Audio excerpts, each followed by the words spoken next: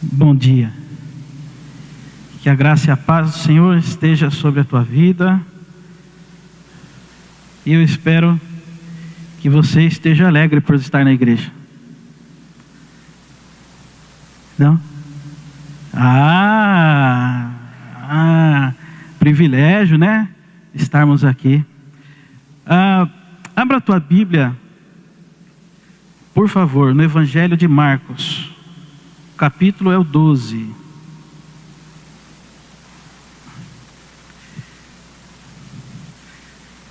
Eu gostaria, na verdade eu quero e vou falar com vocês essa manhã.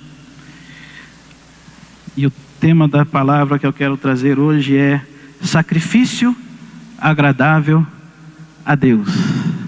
Sacrifício agradável a Deus. Eu vou pedir para vocês ficarem com suas Bíblias abertas, porque eu até tinha preparado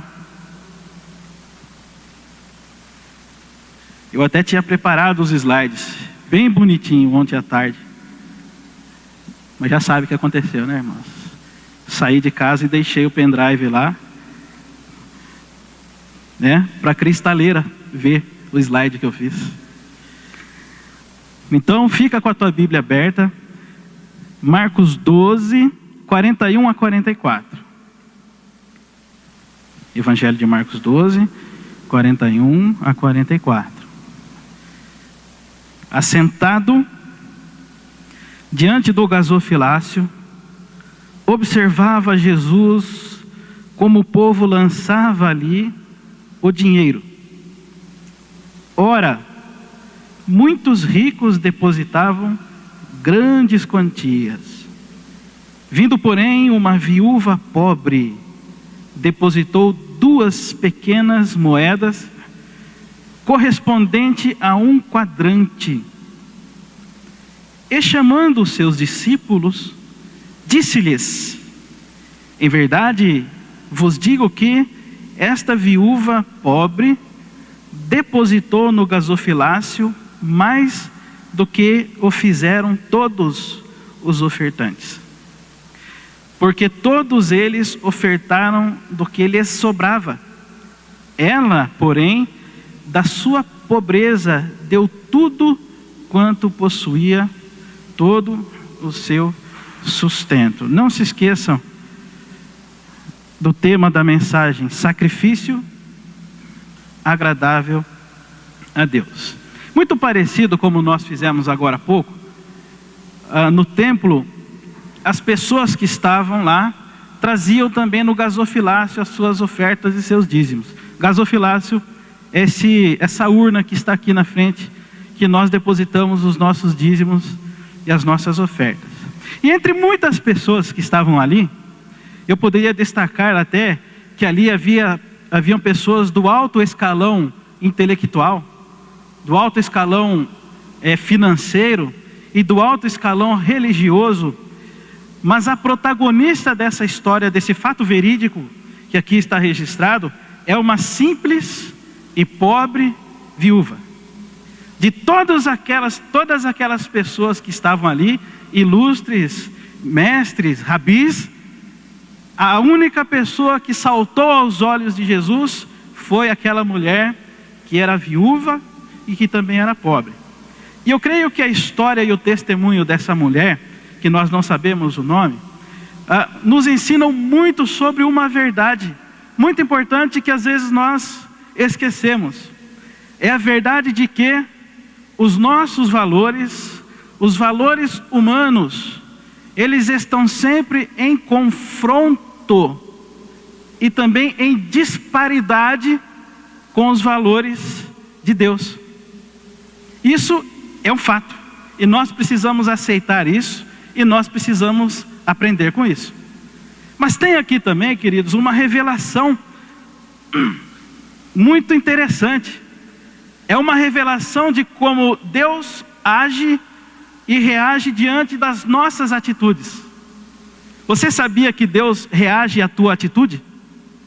A tua atitude, a minha atitude, Ele reage. Prestem bem atenção.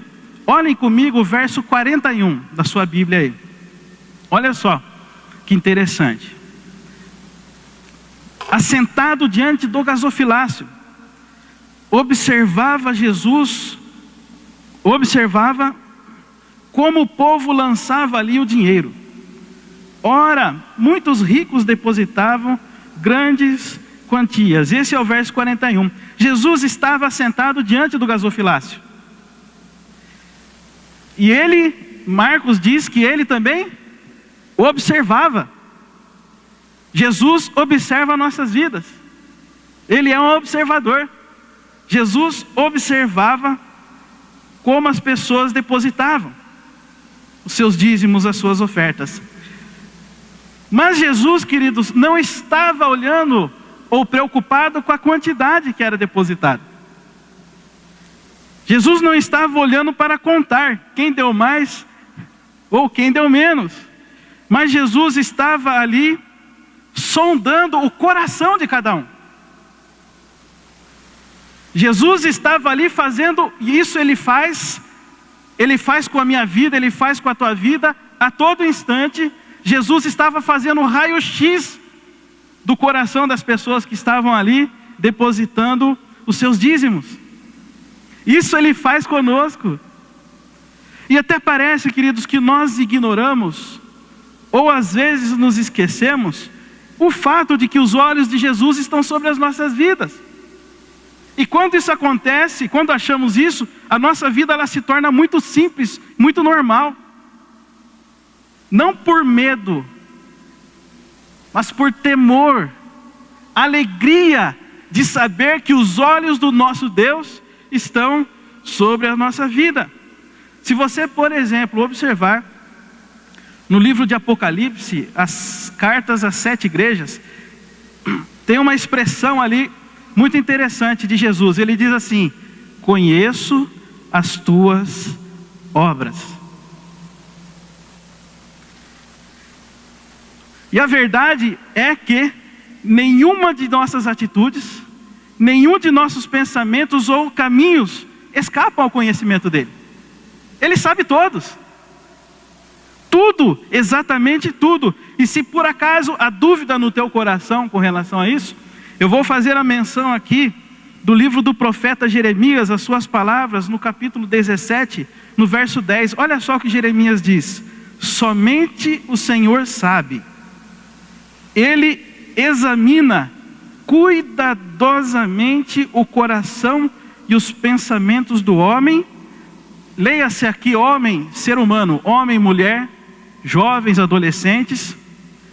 Examina cuidadosamente o pensamento humano para dar a cada um a justa recompensa de acordo com a sua conduta e de acordo com as suas obras. Aleluia! Porque o Senhor sabe os intentos que estão por trás de nossas atitudes, os intentos que estão por trás das nossas palavras. Aquela pobre viúva poderia ser invisível aos olhos daquela sociedade.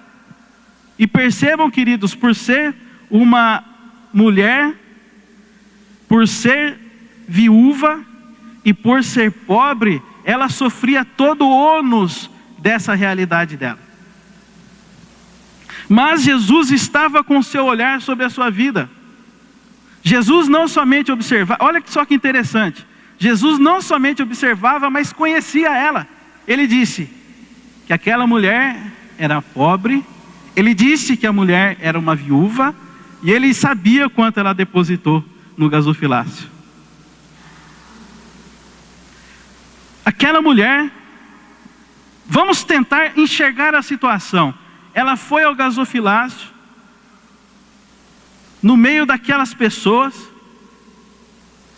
e ela depositou ali uma quantia insignificante,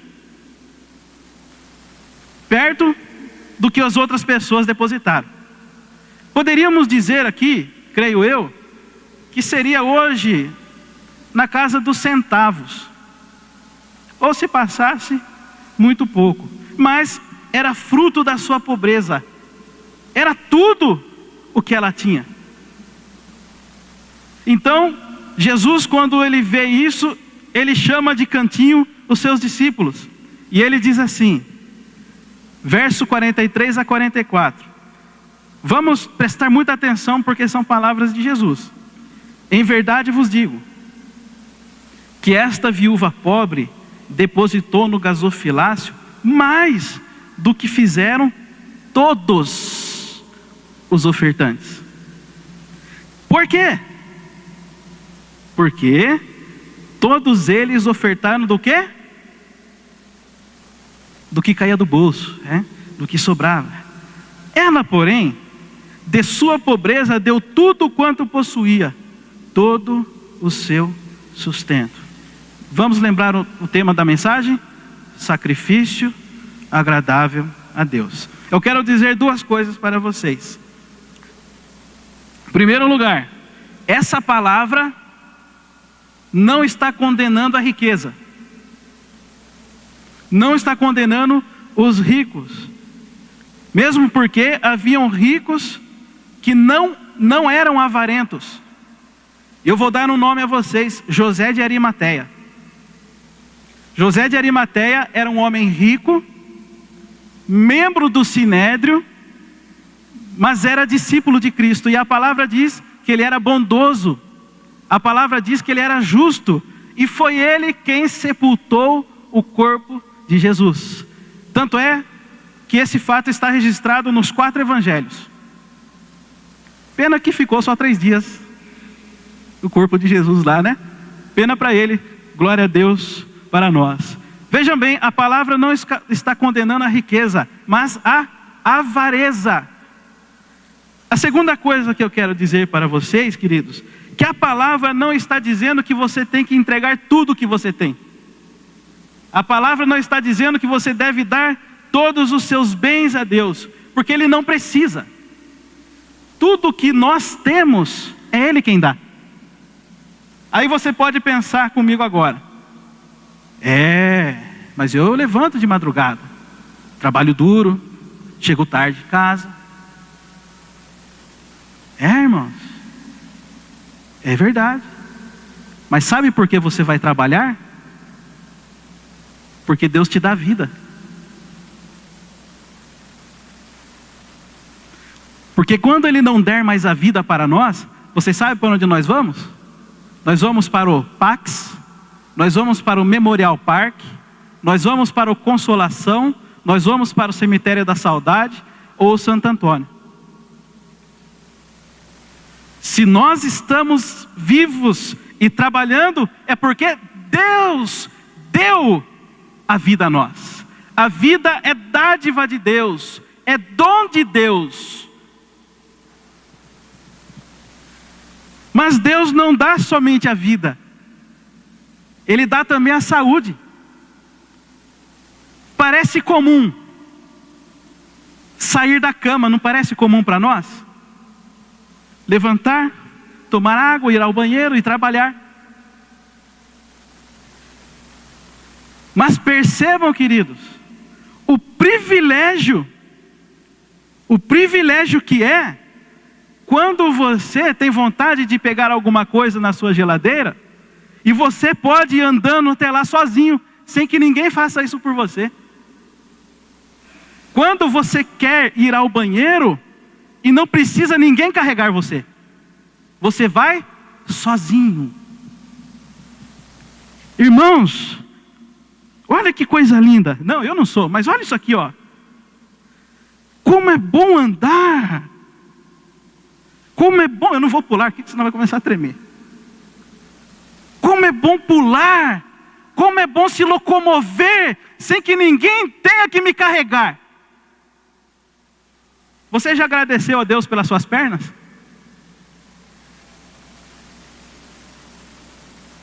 Acorda, irmãos, de manhã. Eu vou sair do foco um pouquinho. Abraça as suas pernas, se você conseguir, e beija. E diga: Senhor, muito obrigado pelas minhas pernas.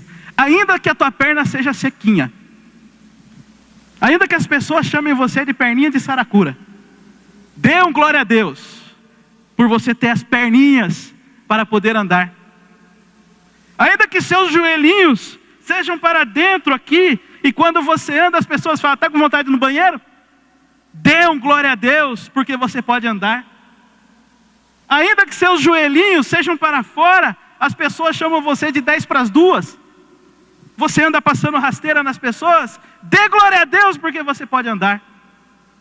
Ainda que as suas perninhas sejam arqueadas igual do Garrincha, as pessoas chamam você de estilingue, dê um glória a Deus, porque você pode andar. Só quem não consegue mais, que sabe o privilégio de poder fazer isso aqui, irmãos. Meus irmãos, é bom demais. Saúde, é Deus quem dá. Mas não é só a saúde, porque Deus nos dá a inteligência, capacidades naturais, para que a gente tenha condições de ganhar o pão de cada dia. Todo dom perfeito e toda boa dádiva vem do Pai das luzes. Tudo que é bom, tudo que é perfeito vem de Deus. Você já agradeceu porque conseguiu comprar batata na feira? Sabe por que tem batata, tem cenoura, tem cebola? Porque Deus abençoa a nossa terra para que ela produza. Porque se não for, não sai nada da nossa terra. É bênção de Deus. E nós experimentamos bem isso na greve dos caminhoneiros, que a gente tinha dinheiro para comprar, mas não tinha que comprar. Tudo vem das boas mãos de Deus. Mas eu quero voltar àquela mulher. Porque aquela mulher se agigantou diante dos olhos de Jesus, porque apesar da sua pobreza, ela não se prendeu ao que ela tinha. Ela não era mesquinha. Não, eu só tenho isso, eu só tenho isso, eu só tenho isso. Ela não se prendeu àquilo, ela deu tudo que possuía, todo o seu sustento. E a vida daquela mulher é sim um exemplo de sacrifício agradável a Deus, porque absolutamente nada prendia o coração daquela mulher, a não ser o desejo de se doar, de se dar a Deus, porque ela confiava no Senhor. E Jesus, ele destaca essa mulher, porque é exatamente isso que ele espera de cada um de nós. Exatamente isso que ele espera de um discípulo: entrega total, entrega integral de tudo o que nós somos e que temos, devemos entregar a Ele. Que nós não nos prendamos aos bens materiais, que nós não nos prendamos às conquistas financeiras, muito menos ao dinheiro. Cá entre nós aqui, se tem uma coisa que mexe com a gente, é dinheiro. Ou quando falta, e a gente fica ansioso, desesperado, ou quando tem muito, porque quando Deus nos abençoa, nós esquecemos de Deus, esquecemos da igreja. Obrigado, Deus, está caindo grana, eu vou passear, eu vou cuidar da minha vida. Ô igreja, não contem mais comigo, porque eu estou aqui gozando de todos os benefícios da minha riqueza. A raiz de todos os males não é o dinheiro, mas o amor ao dinheiro. Jesus deseja que nós façamos uma entrega das nossas vidas a Ele. Aí você pode pensar: tá, e me explica isso daí. Eu vou explicar para você. Nós fazemos essa entrega das nossas vidas e do que nós somos de forma prática, servindo a igreja. Porque não existe, queridos, relação verdadeira com Jesus fora da igreja, como algumas pessoas acham. Isso, como diz um colega de trabalho nosso, não existe. Isso é mentira do capeta.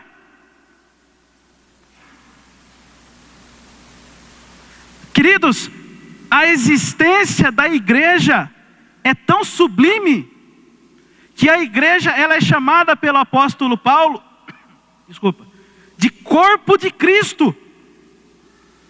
Nós que aqui estamos. A existência da igreja é tão sublime que Paulo chama a igreja de coluna e baluarte, alicerce da verdade. A existência da igreja é tão sublime que o apóstolo João chama a igreja de senhora eleita. Por isso eu quero fazer um pedido a vocês. Uma pequena aspas. Pelas misericórdias do Senhor que morreu por nós, não critiquem a igreja. Não falem mal da igreja. Não desprestigiem a igreja. Porque se a igreja tem falhas, é porque nós estamos aqui.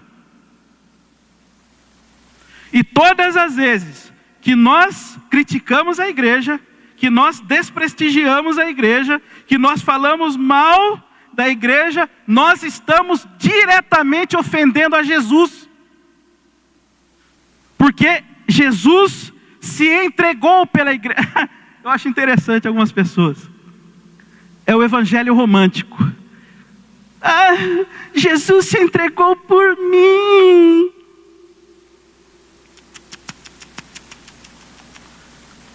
Não. Efésios 5, 25.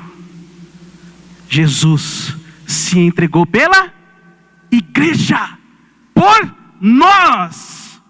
Jesus se entregou por nós. E eu vou finalizar de 3 formas práticas que eu quero dizer a vocês. Nós amamos a igreja, nós oferecemos sacrifícios agradáveis a Deus, em primeiro lugar, através da comunhão com os irmãos. Isso aqui que nós estamos fazendo. Ou seja, nada mais é importante para um cristão do que estar na igreja. Não deveria. Para um cristão verdadeiro, nada mais ser importante do que estarmos na igreja, porque se a pessoa não ama a igreja ao ponto de dar prioridade a ela, não ama a Cristo. É mentira. Mentira! Eu amo a Cristo, mas eu não amo a igreja. Mentira! Jesus se entregou pela igreja. A igreja é corpo de Cristo. Ele vem buscar a igreja. Ele ama a igreja com todos os seus problemas. Ele ama a igreja. Por isso, eu peço, amem a igreja. Essa senhora eleita que vocês estão aqui, ou na verdade que nós somos a igreja. Nós somos a senhora eleita, nós somos coluna e baluarte da verdade, nós somos o corpo de Cristo. E Hebreus diz assim, 10:25, vamos prestar bem atenção. Não descuidemos dos nossos deveres na igreja. Não descuidemos dos nossos deveres na igreja, nem de suas reuniões, como algumas pessoas fazem. Mas, olha que bênção, animemo-nos e admoestemo-nos, que é correção, uns aos outros. Que coisa linda, né? Especialmente agora que o dia de sua volta está se aproximando. Mas a segunda coisa, bem rapidamente, que nós podemos demonstrar de forma prática, é através do serviço. Nós fazemos sacrifícios agradáveis a Deus quando servimos, porque nós somos chamados de membros. Nós somos membros, os membros são operosos. Os membros são operosos. Os membros estão ligados. Os membros estão ligados. Os membros fazem parte de um organismo vivo que trabalha servindo ao corpo com alegria. E aí Paulo, ele diz assim em 1 Coríntios 12, 25, 27. Para que não haja divisão no corpo. Olha só que importante isso. Pelo contrário, guarde essa palavra, cooperem os membros com igual cuidado, em favor uns dos outros, de maneira que se um membro sofre, todos sofrem com ele. E se um deles é honrado, com ele todos se regozijam. Ora, vós sois corpo de Cristo, e individualmente membros deste corpo. Aleluia. Porque nós somos membros de um corpo onde não existe a possibilidade de vivermos separados. Cristo nos comprou, e não individualmente uns aos outros. Mas existe uma segunda expressão de sacrifício agradável a Deus. É o dízimo. Aí lascou, né? Queridos, o dízimo é uma expressão de adoração e confiança em Deus. É uma expressão de amor pela igreja, que é o corpo de Cristo, que é sustentada assim pela fidelidade de Deus, através da vida daqueles que são os dizimistas. Queridos, nós não recebemos dinheiro municipal. Nós não recebemos dinheiro do Estado. Nós não recebemos dinheiro do governo federal. Tudo que está aqui e todas as outras coisas mais pesadas que você não vê é sustentada com dinheiro do dízimo, da fidelidade dos dizimistas. Esse banco que você está sentado, fruto de dízimo. A água que a gente bebe, dízimo. Papel higiênico, dízimo. Ventilador, dízimo. Pastor gordinho fica gritando, dízimo. Equipamento de som, dízimo. Se nós perdermos a dimensão de ser um adorador através dos dízimos, nós estamos desprestigiando a igreja que o Senhor nos colocou para termos comunhão, para servirmos e para sustentarmos. Malaquias, acabamos de ler, mas eu vou ler novamente. Tragam todos os dízimos ao depósito do templo, para haver alimento suficiente.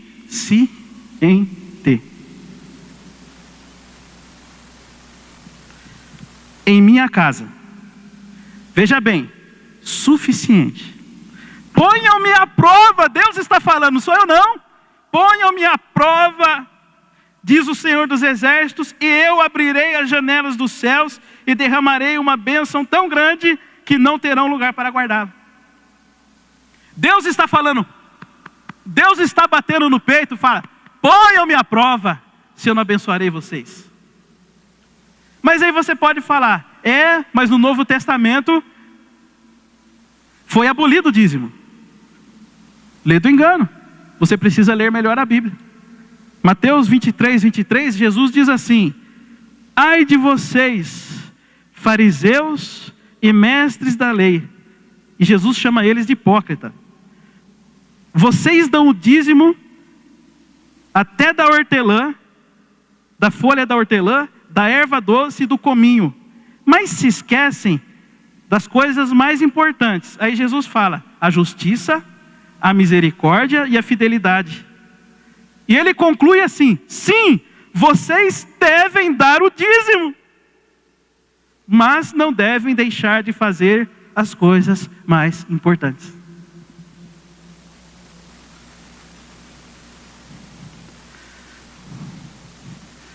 Você pode pensar assim, eu não dou o dízimo porque eu não concordo. Você já pensou se Deus abandonar você por não concordar com as suas atitudes?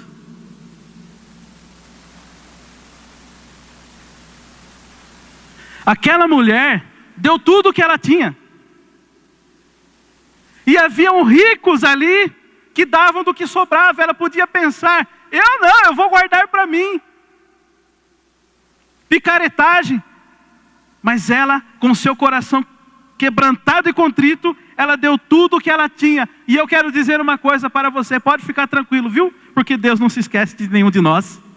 Ainda que a gente se esqueça, ainda que a gente não concorde, Deus não deixa de cuidar de cada um de nós. Você pode pensar, poxa, faz 3 meses que eu não dou o dízimo, eu esqueci. As contas chegam para nós. Todo mês. Você já pensou se Deus esquecer de você? Mas Ele não faz isso. Ele não se esquece de nós. Ele cuida dos mínimos e dos máximos detalhes, maiores detalhes das nossas vidas. Aquela mulher não se esqueceu. Apesar da sua pobreza, ela poderia pensar, eu preciso comprar isso, eu preciso comprar aquilo, mas eu só tenho 2 moedinhas, eu só tenho isso. Ela não pensou, ela deu tudo o que ela tinha. Aí você pode, por fim, dizer, olha, eu não dou dízimo porque não sobrou. Mas dízimo não é sobra. Dízimo é primícia. É a primeira parte. É a mais importante. Aquela mulher, ela deu tudo. Todo o seu sustento, não sabendo como ela iria ser sustentada. Ela deu a primícia. Deus nos amou tanto que entregou a sua primícia, o seu filho, como sacrifício pelos nossos pecados. Sacrifício agradável a Deus é compromisso prático com Cristo. Não é de boca, é prática. E nós demonstramos isso através do compromisso com a igreja. E isso, queridos, nós assumimos publicamente na nossa profissão de fé.